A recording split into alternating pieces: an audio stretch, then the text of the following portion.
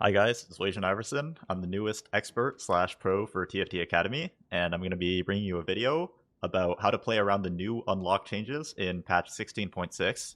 It's a very large patch, almost like a mid-set update, and I've been playing a lot of 16.6 PvE, so I've started to get pretty comfortable with these unlock changes, and they're going to change the way the game is played quite a bit, so I'm going to give you guys some advice on what's going to change and how you can apply these changes to your own games. So let's get right into it. So for the two costs, first we have Bard is going from 4 rerolls to 3 rerolls before the stage 2 carousel. So this is making Bard easier to unlock.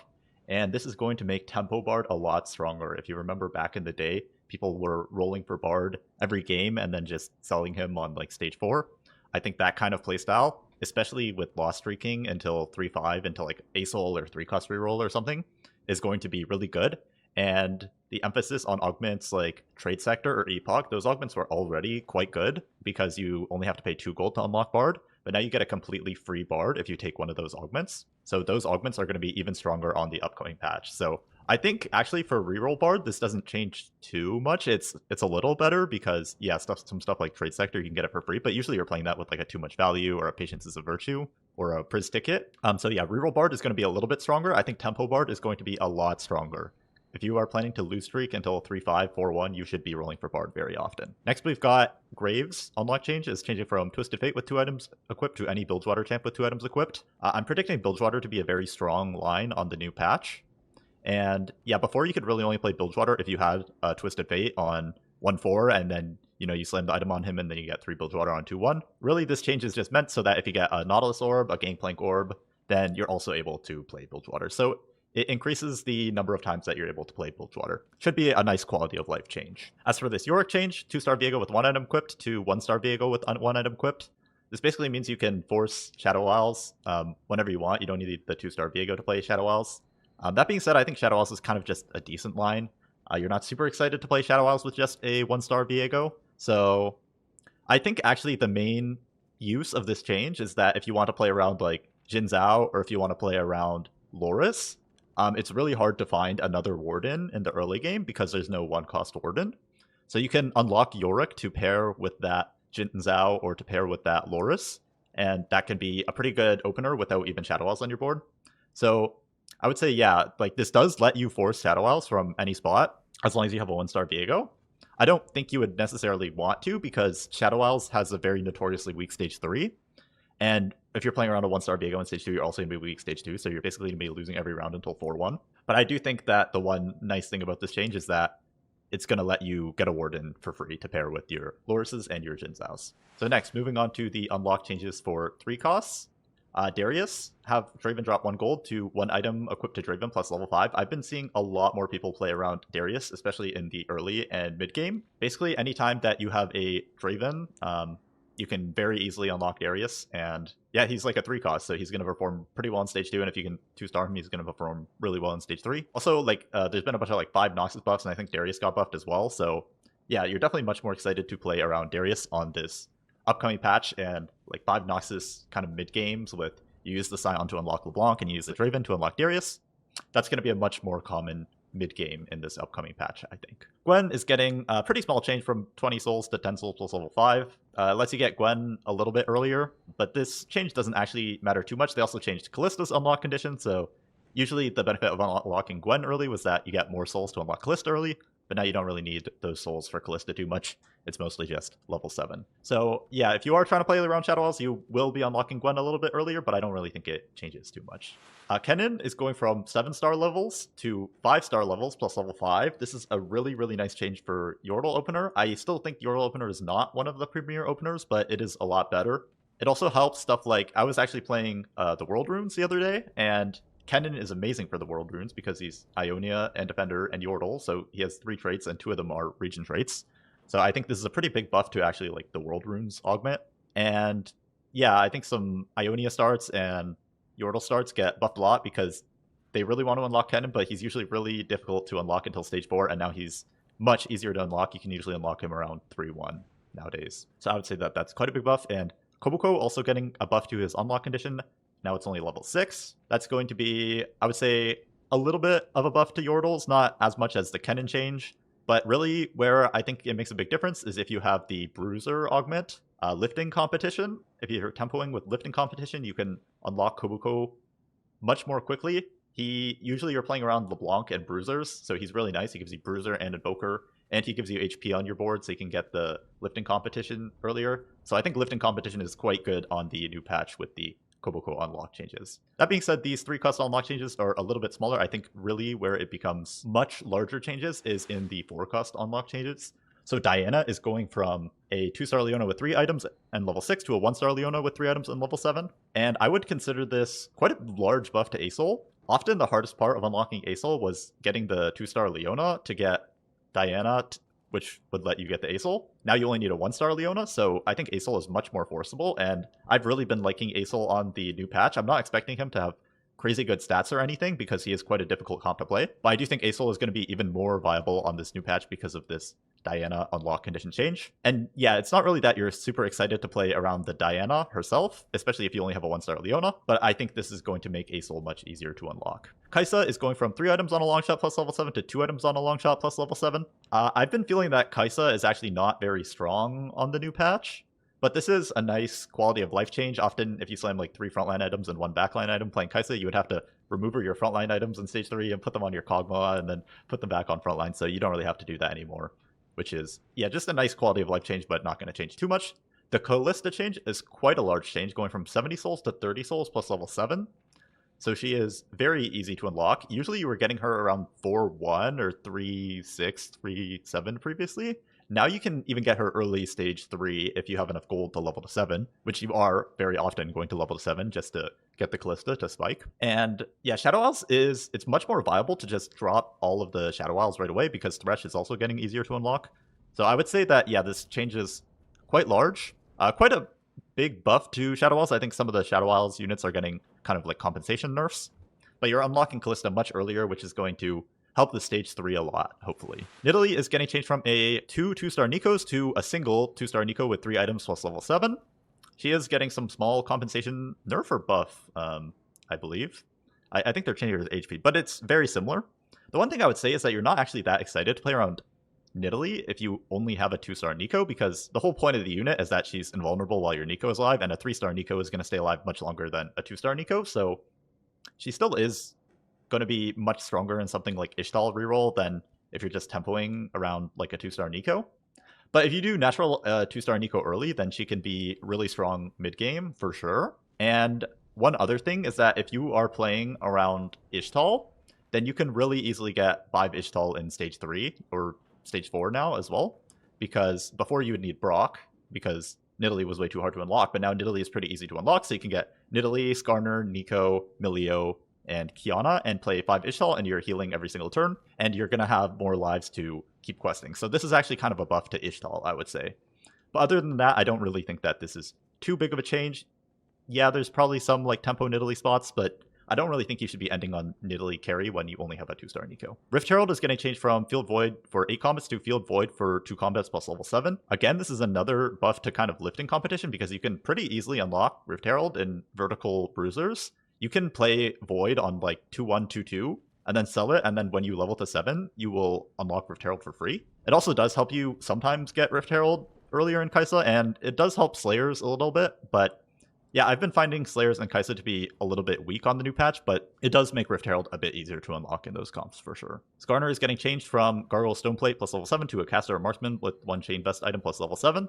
So you can pretty much get Skarner whenever you want in any comp. I would say that this is quite a buff because Gargoyle Stoneplate is quite a mid item. It's probably one of, if not the worst tank items. And yeah, anytime you see that you're in an AD heavy lobby, it's probably a pretty good idea to unlock Skarner, and you can play him in the mid game, and if you 2-star him, you can totally keep him for the entire game and give a nice armor buff to your entire team. Vigar is getting changed from a champion with 2 death caps to a Yordle with 1 death cap.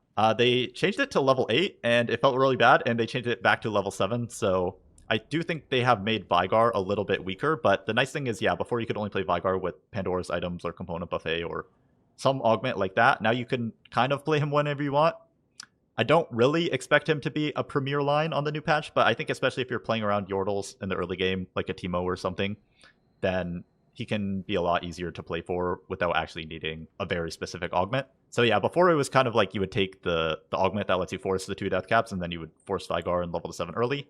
Now I think it's much more like, oh, I'm playing around Yordles because I have upgraded Yordles, so I'll go for a Death Cap and try to unlock Vigar, which is a little bit more intuitive. Yone, this is definitely one of the biggest changes of the patch. He's going from a 3-star Yasuo to a 2-star Yasuo with 3 items plus level 7. He's gotten really big compensation nerfs, but he's still amazing. Yeah, if you get a 2-star Yasuo natural, or yeah, you're just like loose streaking, and then with Bard, and maybe you can roll for like 2-star Yasuo and Ari and stuff. Yeah, I think Yone is amazing on the new patch. He uses the new Blade Master Ionia super well. It gives AP and the Blade Master effect, so he does like half magic damage because of how his passes works. He's amazing in the mid game. He's pretty much unbeatable with 3 items on stage 3. So yeah, you're going to see Yone very often. I think he's going to be one of the premier carries of the new patch. And yes, he is weaker than his old self, but he's just so much easier to unlock because you don't need a 3-star Yasuo, which was, yeah, the 3-star Yasuo was like kind of on the same level as like a 1-star Yone previously. So yeah, Yone is insanely strong, and you're definitely expecting him to see him a lot in the new patch. Finally, onto the 5-cost unlock changes. Aatrox is 30% Omnivamp plus level 8. Just makes him easier to unlock in Slayers. It also makes you unlock him by accident a lot more often, which can be pretty annoying if you don't actually want to play Aatrox on your board and you're rolling for 5 costs and you just keep seeing Aatroxes. So it can be a little bit annoying sometimes, but yeah, just a little bit easier to unlock, quality of life kind of thing. Galio is 8-star levels of Demacia plus level 8. He can be really good to unlock and then drop down to 3 Demacia because he doesn't take up a slot on your board. So pretty much any time that you can unlock Galio, you like realistically, you should. Like, for example, if you have a Demacia emblem, I would say it's really common to just unlock Galio and drop to 3 or 5 Demacia, and you can just get the free Galio coming in. It's just an extra unit with absolutely no downside as long as you have 2 other Demacians on your board. So I think it's going to be much, much more common to see that people are unlocking Galio and dropping to 3 or 5 Demacia, like not even playing around Lux, maybe not even playing around Garen, but just unlocking Galio for Galio. And yeah, you definitely are going to have to keep that in mind, that sometimes you might want to hold a bunch of Demacians on your bench and unlock Galio on the neutral round, and then sell all of the Demacians. Mel is getting changed from a 2-star Mbessa with 1 item dice to a 1-star Mbessa with 1 item dice plus level 8. This is a really big buff to Mel. You're going to get the Radiant way more often because sometimes you could even level to 8 on like 3-7 and then sack your Mbessa, and then you have a 4-1 Mel, and you're going to get the Radiant sometime in stage 6 if you can live until then. So I think Mel is really good to play for from high roll AP from ahead. And you can, yeah, level aggressively, get the Mel early, try to print a Radiant, and play for some sort of like a Mel 2 cap on level 9. You're definitely going to be seeing Mel much more often in the new patch with this unlock change. Rise getting changed from 4 regions plus level 9 to 3 regions plus level 9. Not exactly sure what the idea behind this change is. A lot of the time you are unlocking Rise by accident. And yeah, Rise is definitely, he's pretty good, but he's kind of the same as before. I feel like unlocking Rise was never that difficult before if you were trying to play for him. So maybe it's a bit of a quality of life thing. Sometimes in Rise Volibear you don't have Kennen or something unlocked, although that shouldn't really be a problem on the new patch. Anyways, I would say this is a pretty inconsequential change. Silas change is going to be a very large change. A lot of the time, if you didn't find the 2-star Jarvan in the early game, you could just never play for Silas. Now, people are playing for Silas a lot. Anytime you're level 9 with a lot of gold, you should be holding those Garens. And if you're playing at least like 1 Defender or 1 Arcanist or something, then yeah, you should be holding those Garens. You should be trying to play a Silas on your board. Silas 2 is a great cap to many boards. Mel Silas is going to be very common. Annie Silas is going to be very common. I think Silas is really good on the new patch. He's getting some small compensation nerf, I think, but you're going to see him much more often. He's much easier to unlock. It is very noticeable for sure. Tahm Kench getting a little bit easier to unlock. As I said, I think Bilge is going to be really good on the new patch. This number was actually 250 and they nerfed it to 350, which I'm kind of glad they did that because now you don't really get him on 4-2. It's probably more like 4-5 or something that you're unlocking Tahm Kench. But it is still a pretty noticeable buff from before. 100 Serpents is at least 2 rounds of Bilgewater, if not more. So you're getting Tahm Kench earlier. You can start feeding him a bit earlier. I think they did nerf some of the feeds, like some of the HP and AP feeds. But you are getting him earlier, and yeah, I think Bilgewater is very strong on the new patch. T-Hex getting changed to 7-star levels of Piltover plus level 8. Originally, this was 5-star levels of Piltover plus level 8. T-Hex is also getting pretty large nerfs compared to last patch. Last patch, he's a complete terror. This patch, he's getting nerfed really hard, so I'm not exactly sure where he's going to land. I would say it's going to be a lot more common that you hold all the Piltover units on your bench and unlock T-Hex on neutrals and then sell out of Piltover. For example, if you're playing Bilgewater or something, you can play 4 Gunslinger and try to eat Graves, but Yeah, especially with the like 7 star levels of Piltover is still a lot of star levels, and they are nerfing TX pretty hard. So I'm not expecting him to be that strong or commonly seen on the new patch, but it's kind of hard to say with stuff like this. Thresh is getting changed to 5 star levels of Shadow Isles plus level 8. Thresh is really nice on the new patch. You can get him on 4-2 pretty much whenever you want, because 5 star levels of Shadow Isles is so easy, right? That's one 2-star unit, one 2-star Yorick, one 2-star Viego, and then you just have the rest of the guys 1-star, and you got a free Thresh, and you don't even need to play Shadow Isles. Anytime you're playing around Wardens like Loris, Abram, or Ornn, he's a 5-cost Warden that you're really happy to have on your board. He applies anti-heal great, he applies like Void Staff great, he's really strong on stage 4 on 1-star, he's a really good cap on 2-star.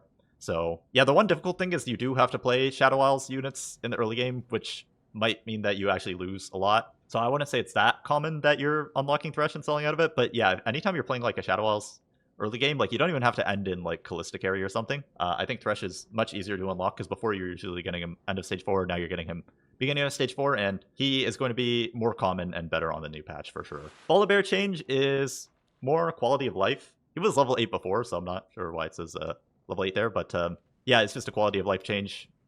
He's the same as always. He's good stage 4 on 1-star. He's a good cap on 2-star. This is not a huge change. And same thing with this final Ziggs change, is just going from 3 items on a Zon Yordle to 2 items on a Zon Yordle. It's another quality of life change that just makes the unit slightly easier to unlock. And maybe you're unlocking him by accident sometimes, which is annoying. But anyways, that's going to be it for all of the changes. As a recap, I would say, yeah, Silas and Mel and some of these guys, you're going to be seeing them much more often on the new patch, when previously you were not seeing them very much before. Overall, I think a lot of these changes are quality of life changes, but some of them are definitely going to change how the game is played a lot. So if you enjoyed this video, make sure to like, comment, subscribe, and yeah, thank you guys for watching. Appreciate it.